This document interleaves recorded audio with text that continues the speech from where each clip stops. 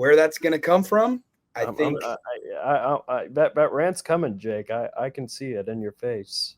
it's building inside of me. It's been building for a week now, John, and this team has to have a leader. And I think back on even just some recent teams that have been here that have performed, maybe outperformed themselves even. And it's easy to look at some of these last few years of defense, and a guy like Austin Moore comes to mind right away. He's not the best linebacker in the Big 12. He's not an All-American. He's not playing in the NFL. I mean, but he is the guy on the team that every single player can point to, offense, defense, special teams, the coaching staff can look at that kid, that 21, 22, he even played when he was 23, but that kid can be looked at and said, hey, if I don't know what I'm doing, I'm asking that guy. And that comes from 40-year-old coaches. That comes from guys that are new to the program, coaches coming into the program in their first year. Who are they leaning on? They're leaning on the Austin Moores. They're leaning on these kids that they are the K-State way. They're coming in. They might be walk-ons. They might be low-ranked players out of high school that barely get a scholarship, and they sit for 2 years, and then they're a special teams guy in year 3, and all of a sudden they make their emergence, and they're a Big 12 champion starting linebacker, and they carry on the traditions of exactly what this university is about, what college football is about, why you play the game. It's the Austin Moores. It's the Ty Zimmermans of the past. It's the Colin Klein's easy, but man, look at what he did for K-State. That's what makes him easy to pick, is because of the leadership that he brought, the qualities that he brought on the field, off the field, the value of the person that he is and the way that he carries himself, and his ability to make others around him better, his ability to bring others with him that may not be the most talented kid, but he's going to say, you know what? This team is only as good and can only go as far as its weakest link. That's the truth. That is the cold, hard truth that a lot of people don't understand. And I look at this team today, I couldn't name you one. I couldn't name you a kid that's ever been like that, ever, in their entire K-State careers. There's not one. Everybody on this team has either transferred in and doesn't know the K-State way. They've come in, and I don't know if the leadership handoffs didn't work out. I don't think Avery Johnson's a leader. I don't look at him as one. Dylan Edwards isn't the leader of this team. Great football player. The tight ends that have been here forever, the Swannies, the Loftons, I get tight ends a hard spot to be a leader from, but Ben Sinnott used to lead with the way that he played and his passion and the way that he carried himself. And I'm not saying these guys are carrying themselves poorly. I don't think Avery carries himself poorly. I think Dylan manages himself very well, but they do that internally. And if every player does that well internally, sure, you've got some quality men on your team, which isn't a bad thing to have. But at some point, somebody's got to make this thing external. Somebody's got to blow this thing up and say, you know what, this team is worth more than I am. It's worth more than myself. I'm going to do the right thing for myself, but I'm going to do the right thing for this right guard standing next to me. I'm going to do the right thing for this corner that's trying to learn how to be a corner, and he's a third string right now. At some point, you've got to blow this thing up to this is K-State. This is a nationally ranked program that came from the depths of nothing before Bill Snyder. Statistically, the worst football team ever. The worst football team ever. Still to this day, in the bottom 10 teams in college football in terms of all-time winning percentage. To this day, still. And that's after 3 conference titles. That's after being ranked in the preseason almost every single year right now from every publication. That's pumping out All-Americans. It's pumping out NFL draft picks. It's pumping out all conference selections year after year after year right now. Where is that in this football program? Because I want it to be from the Austin Romaines. I want it to be the Des Purnell, the kids that work hard, the kids that are from around here, the kids that understand K-State, have been here for a while and have earned their place. I would want nothing more than a VJ Payne to look at this team and say, this is my football team. We're going as far as I bring us. And everybody get on board or get out. And it's that easy.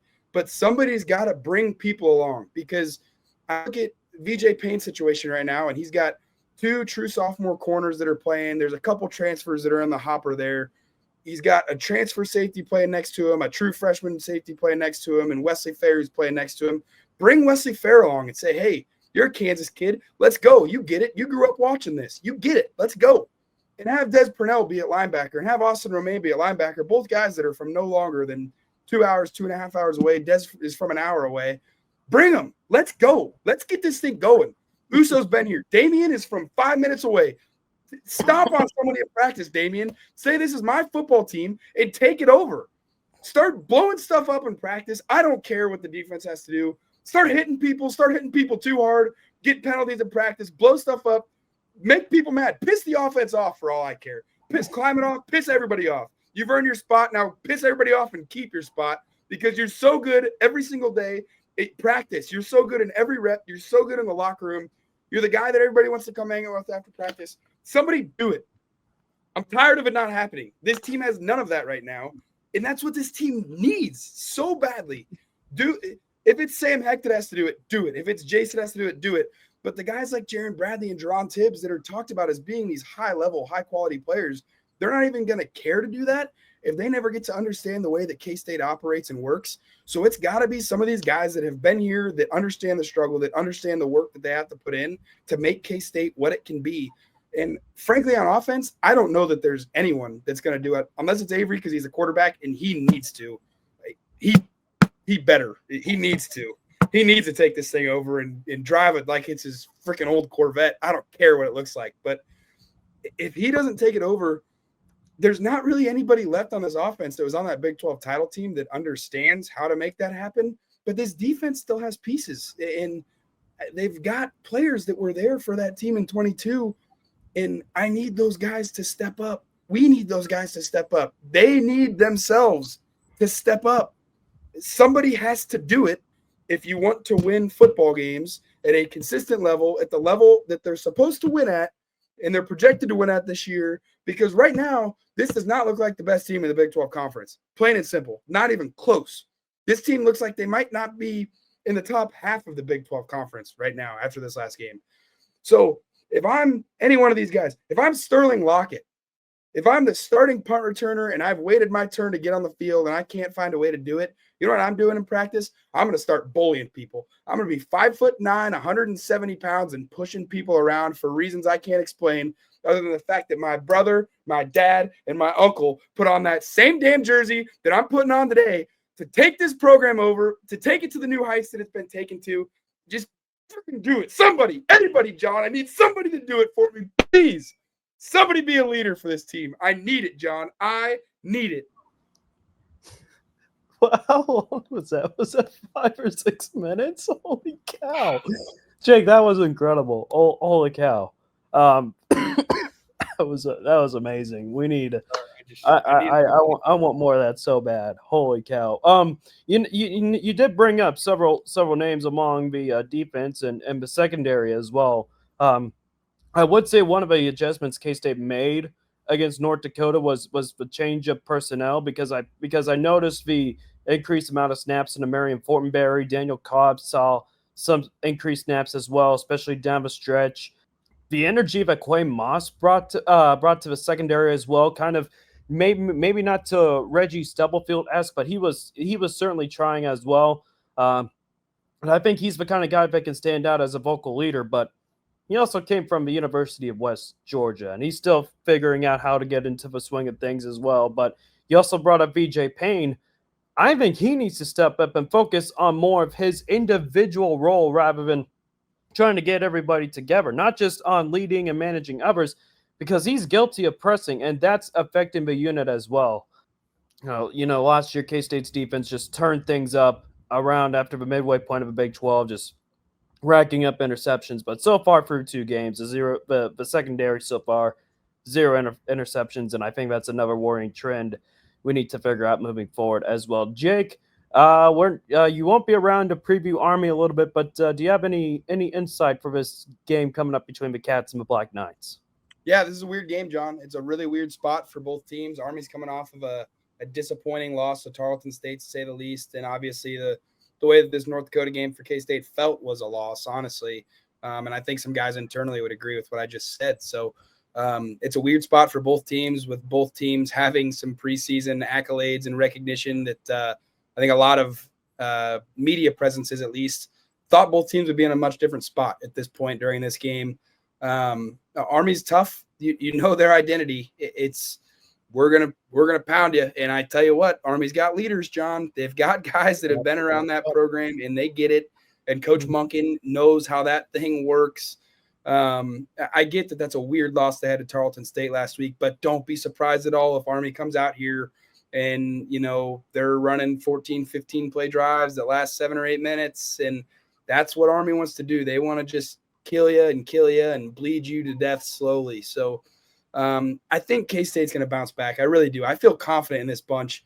And I almost think in a weird way, this North Dakota game was needed. And I think that rant I just had on leadership in this team, I think it comes. I feel that it could be happening internally. I think if there ever was a time for it, it's right now. And frankly, John, if it doesn't happen at this point, it never will, because we're still early enough in the season that it can happen. And now they've seen themselves and played 2 games with each other. So I do think there's a turnaround. I think K-State comes out firing. I think that we're going to get a lot more early in this game than we have in the last 2 games because, frankly, John, if we don't get a lot more early in this game, this team simply has proven to me that they are not what anybody thought they were, and they're much less than we thought they were, and the amount of talent they had obviously just never gelled together, or the chemistry never got there, or maybe the talent we thought they had wasn't there. I don't know, but this game right now, and this is easy to say because each game is probably the most important game, but this game very well could be looked back upon when this thing is all said and done as the most important game of this season for Kansas State for internal reasons, not necessarily for Big 12 title reasons or college football playoff reasons. If either of those things are even attainable goals, this game will prove that.